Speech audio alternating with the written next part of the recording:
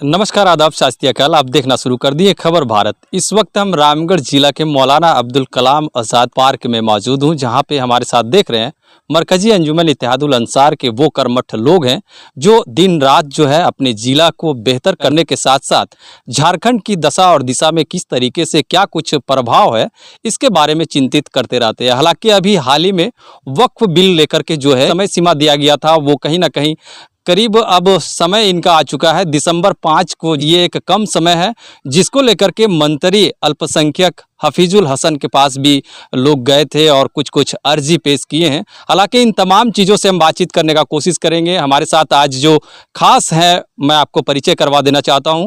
मरकजी अंजुमन इत्तेहादुल अंसार के इलेक्शन का सचिव जो हैं वो अब्दुल अंसारी हैं। हमारे साथ इधर तौफीक जी हैं, ये भी सचिव पद पर दावेदारी किए थे और अभी जो है सामाजिक एतबार से कहीं ना कहीं रामगढ़ जिला को जो है एक बेहतर परफॉर्मेंस लाने के लिए दिन रात एक मुस्लिम समाज को जगाने की, जागरूकता करने की कोशिश करते हैं। हालांकि दो और भी खास मेहमान हैं जो तस्वीर में आप देख पा रहे हैं।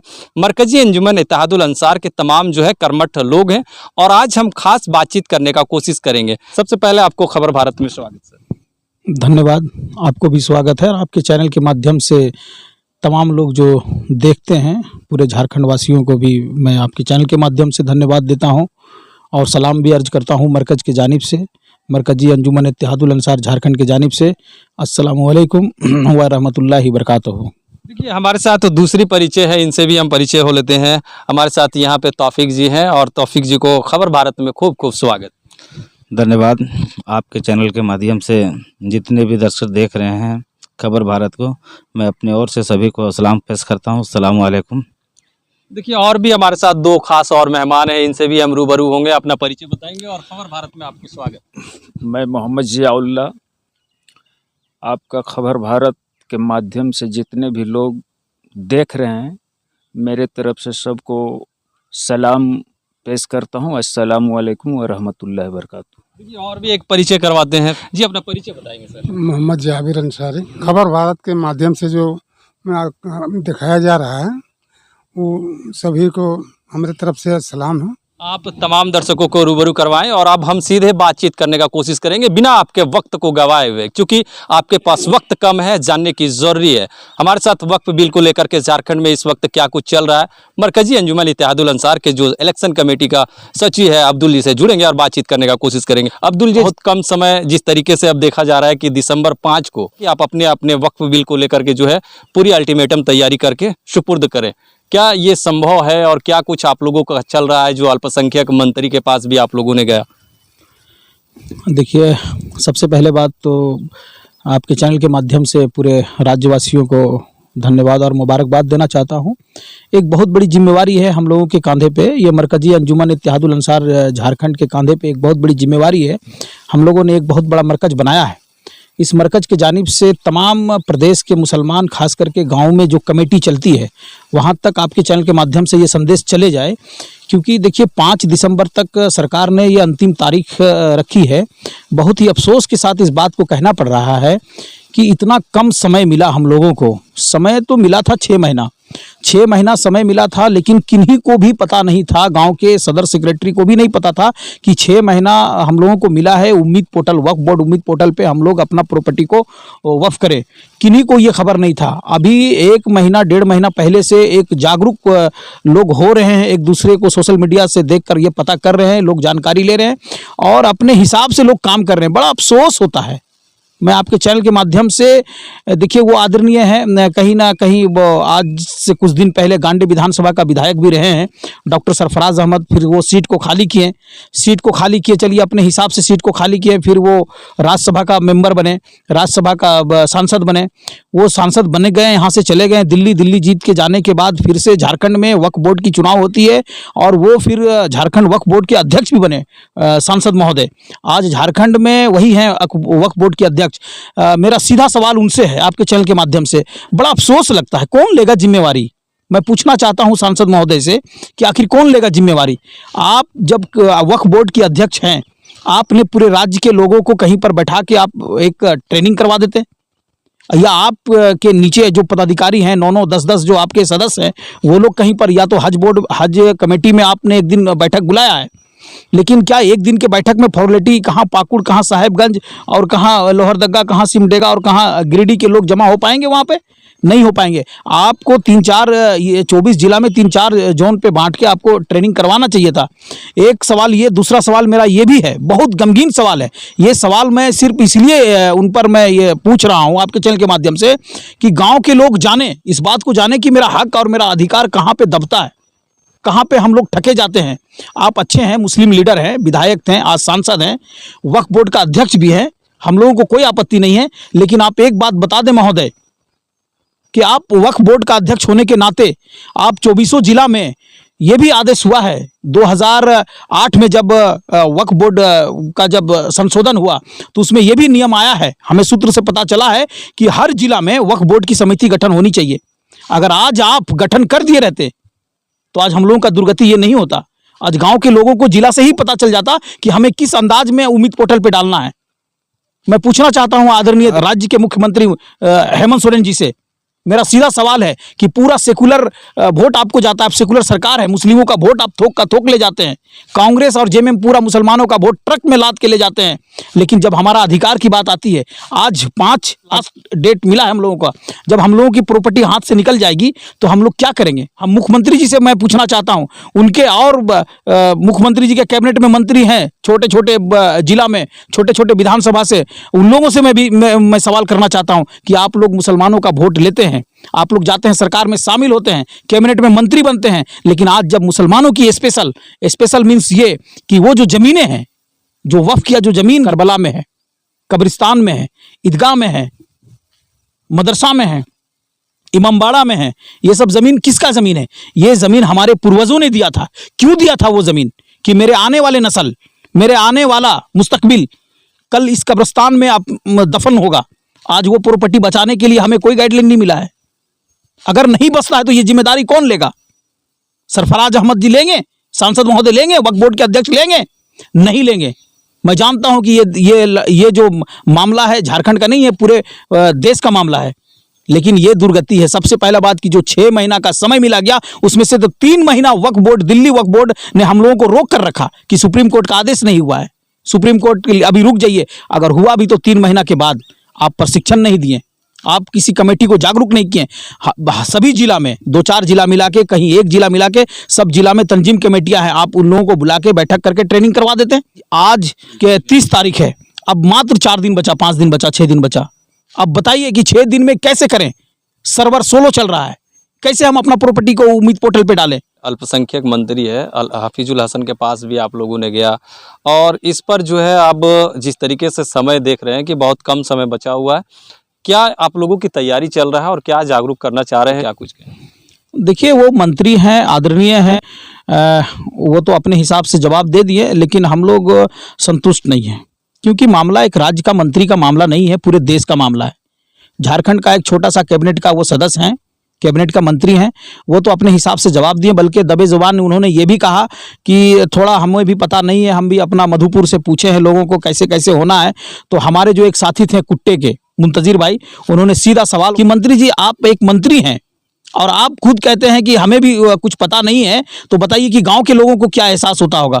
ये बात वहां मंत्री जी के सामने भी बात रखा गया, लेकिन मंत्री जी ये आश्वासन हम लोगों को दिए हैं कि मुख्यमंत्री जी से बात करेंगे, मुख्यमंत्री जी से समय लेंगे, उसके बाद आप लोगों को मिलाएंगे। राज्य के जो मुख्यमंत्री हैं आदरणीय हेमंत सोरेन जी की एक कैबिनेट में बैठक बुला के पारित ये कर दिया जाए, जितने भूमि में, चाहे वो गरमजरुआ हो, डुमरकेशन हो, या फिर रैती जमीन हो, या फिर डीड में खरीदा हुआ जमीन हो, जो भी जमीनें हैं, सभी जमीन का मालिक सीओ हैं, रेवेन्यू का मालिक सीओ होते हैं। सीओ तक चिट्ठी आनी चाहिए कैबिनेट में पास करा के, और ये कह दिया जाना चाहिए कि जितने भी इबादत गाहें हैं, आज से 100 साल पहले, 20 साल पहले, 40 साल पहले, सबका चिन्हित करके उम्मीद वक्फ पोर्टल में डालने के लिए सीओ की लेटर से जारी होगा। सीओ हम एनओसी देगी, हमें आसान होगा उम्मीद उस जगह पे। नहीं तो आज भी ऐसे जमीन है जिसका कोई अस्तित्व नहीं है जमीन का। गाइडलाइन आया है कि हमारे पूर्वजों ने दिया है, तो दिया है जुबानी, तो उसके वंशज आज बचे हुए हैं, तो वो अगर ये लिख दें आज के डेट में, ये कह दें कि आज से 50 साल साल 100 साल पहले 80 साल पहले हमारे पूर्वजों ने वक्फ किया था, लेकिन मैं आज उसका वंशज होने के नाते मैं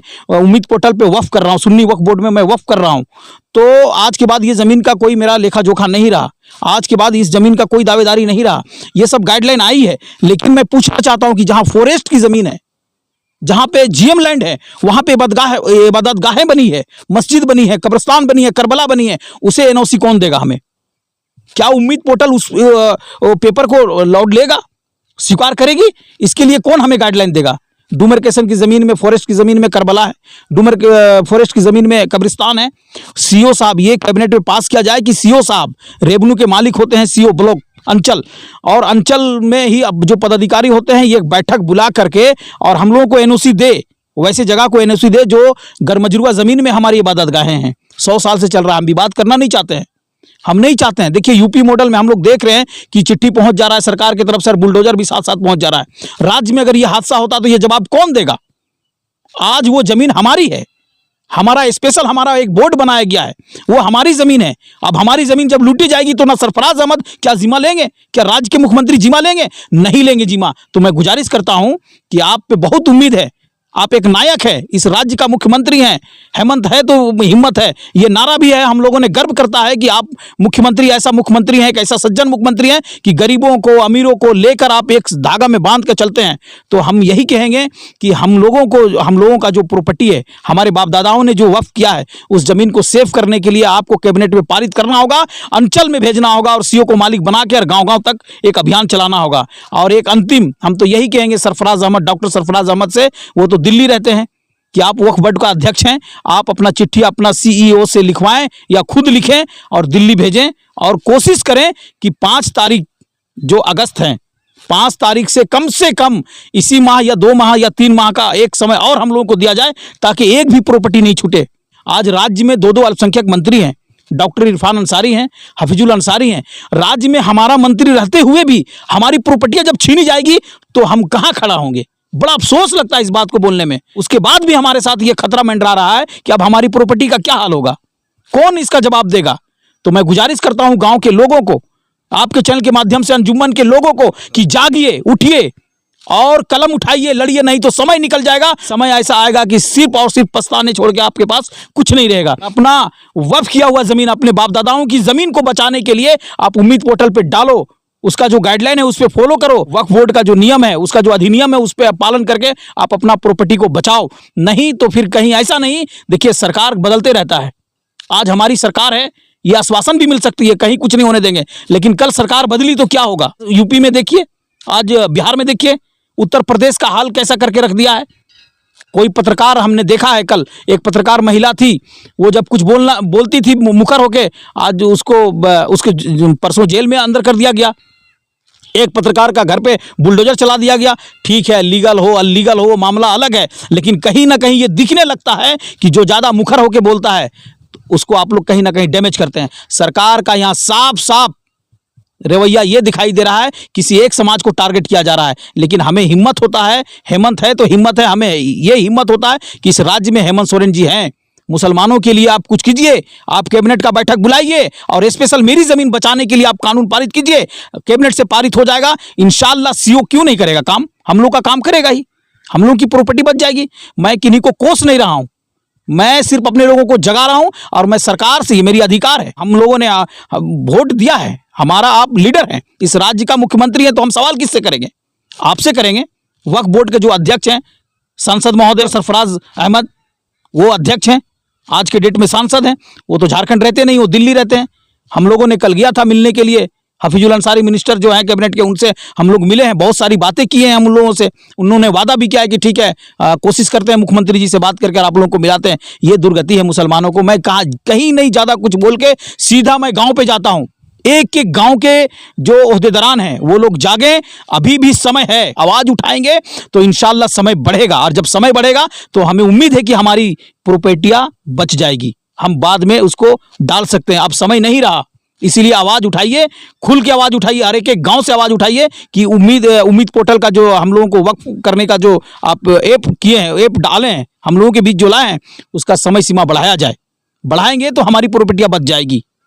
देखिए इस वक्त हमारे साथ अब्दुल अंसारी, इन्होंने झारखंड के मुख्यमंत्री के साथ अपील करते हुए कहा कि वक्फ बिल को लेकर के जिस तरीके से कम समय अब जो बचा हुआ है, इसमें अपील करते हुए कह रहे हैं कि मुस्लिम समाज की जिस तरीके से वक्फ किया हुआ ज़मीन, चाहे वो कब्रिस्तान की हो, मस्जिद का है, इमामबाड़े के हो या फिर कई धार्मिक स्थलों की हो, वहीं कहीं ना कहीं इन तमाम चीज़ों पर अगर देखा जाए तो ऐसे में इनके झारखंड के मुख्यमंत्री के साथ भी अपील कर रहे हैं और साथ ही साथ वक्फ बोर्ड के जो झारखंड के अध्यक्ष है सरफराज अहमद, उन पर तीखा सवाल भी पूछ रहे हैं और कह रहे हैं कि आखिर 6 माह के अगर समय वक्फ बिल के द्वारा मिला था तो 3 माह कहीं ना कहीं हमारे व्यर्थ गया और उसके बाद 3 माह में आप झारखंड के 24 जिले में किस तरीके से आप जागरूक किए कि अब तक जो है समय बिल्कुल कम है और लोग अभी तक के भी मुस्लिम समाज के जितने लोग हैं कहीं ना कहीं आज भी इस मामले पर क्लियरेंस नहीं नजर आ रहे हैं। हालांकि हमारे साथ यहाँ पे तौफीक अंसारी है, इनसे भी बातचीत करेंगे और जानेंगे तौफीक जी से जुड़ करके कि वक्फ बिल को लेकर के क्या कुछ झारखंड में एक संदेश देना चाहते हैं। जी, सबसे पहले तो आपके चैनल के माध्यम से सभी अंजुमन, सभी मुसलमान के कानों तक की आवाज़ जाना चाहिए कि अभी जो हम लोग जो मन में जो ये समा के बैठे थे कि हमारा पास वक्त है और जिसके कारण से हम लोग घर से बाहर निकल के जानकारी का अभाव के कारण जानकारी नहीं ले पाते थे, वैसे लोगों से मैं अपील करता हूं कि सबसे पहले सब तमाम मुसलमान, चाहे वो 4 घर की आबादी हो, चाहे वो 100 घर की आबादी हो, वैसे जगह से निकल के और समाज के साथ में बैठ के, समाज से साथ मशवरा करके सबसे पहले अपने कागजात को ठीक कराएं, क्योंकि बहुत सारा ऐसा ज़मीन है मुसलमान के जो हमारा बाप दादा का ज़मीन यहाँ था और उन्होंने जिसने ऑफ किया है वो बाहर चले गए हैं। वैसे लोगों के खबर करने में, आने में, टिकट बनाने में काफ़ी समय लगेगा। बहुत सा ऐसा ज़मीन है जो मुसलमान समाज में एक ज़बान होता है, इसके ज़बान के ज़बानी माध्यम से वो छोड़ दिया था कि ये ज़बान ये मस्जिद के लिए है, ये मदरसा के लिए, ये ईदगाह के लिए, ये कब्रिस्तान के लिए है। और वैसे जगह में क्योंकि वो तो ज़बान के एतबार से तो अल्लाह के रास्ते में कुर्बानी दी है, लेकिन असल चीज़ है कि सरकार के पोर्टल के माध्यम से जो सरकार का जो पोर्टल बना है उसमें लोड करने की जहाँ तक बात आ रही है, तो जब तक डॉक्यूमेंट्स नहीं रहेगा तब तक पोर्टल में लोड कैसे होगा।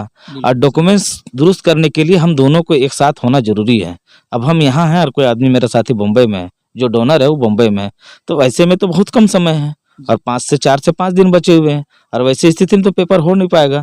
तो इसलिए सबसे पहली बात कि मुसलमान चाहे जिस जगह पर ही है, जिस हाल में भी है, वो जागने की कोशिश करे और निकलने घर से, और निकलने के बाद चौक चौराहे में अपने समाज के जो दानिश्वर लोग हैं, जो जानकार बुद्धिजीवी लोग हैं, बहुत सारे वकील हैं, बहुत सारे डॉक्टर हैं, बहुत सारे ऐसे जो लोग हैं जो जानकारी बुद्धिजीवी लोग हैं, वैसे लोगों से संपर्क करके सबसे पहली बात कि डॉक्यूमेंट्स को दुरुस्त करने का प्रयास करें और दुरुस्त जब डॉक्यूमेंट्स हो जाए तो उनकी पोर्टल है जो उसमें पोर्टल में लोड करने का कोशिश करें। और दूसरी बात यह है कि अभी जो हमारा साथी ने बता रहे थे कि वक्फ का गठन 6 महीना पहले हुआ था, लेकिन थोड़ा रुक जा करके कुछ जानकारी का अभाव के कारण से हमें 2-3 महीने से काना फूस की ये जानकारी मिली है। ये सच्चाई बात है कि जिस राज्य में हम लोग रहते हैं आज बड़ी जमात उनके साथ है, राज्य सरकार के साथ में।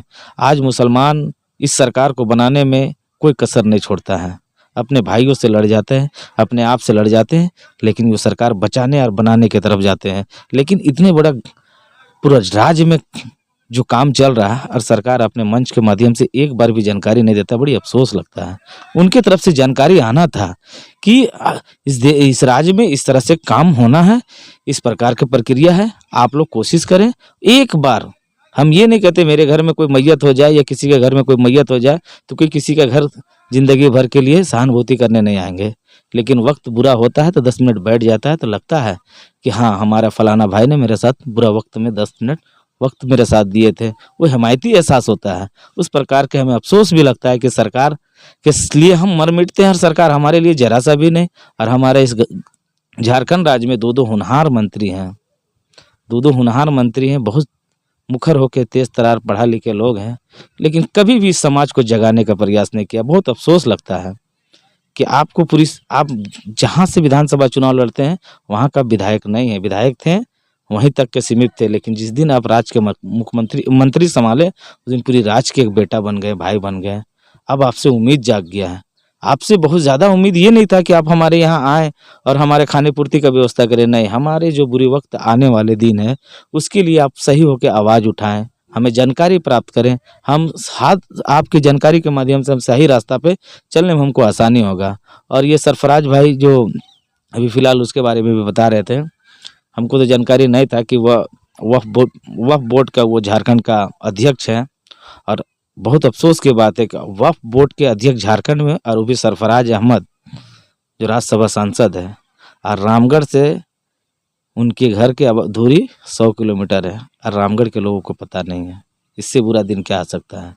अब जब रामगढ़ में पता नहीं है तो उड़ीसा का बॉर्डर सिमडेगा में क्या पता चलेगा, खूंटी में क्या पता चलेगा, या लोहरदगा में क्या पता चलेगा, या पाकुड़ में क्या पता चलेगा।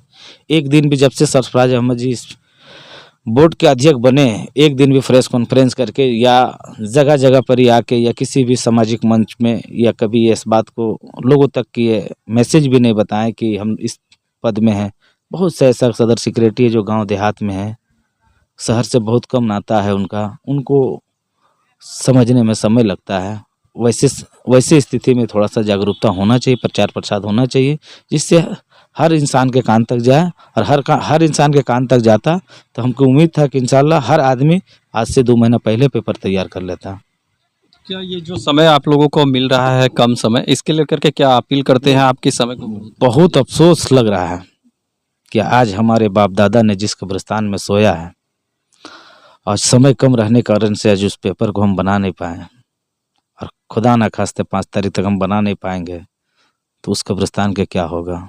सरकार से हम मोतबाना गुजारिश करते हैं, रिक्वेस्ट करते हैं कि वो हमारे लिए इस बात को मीटिंग में लाएं, और मीटिंग में लाने के बाद वो लोग आपस में तय करके एक समय को ऐसा निर्धारित करें जो सही समय में हम लोग उसको अपना डॉक्यूमेंट्स को दुरुस्त करा पाएँ।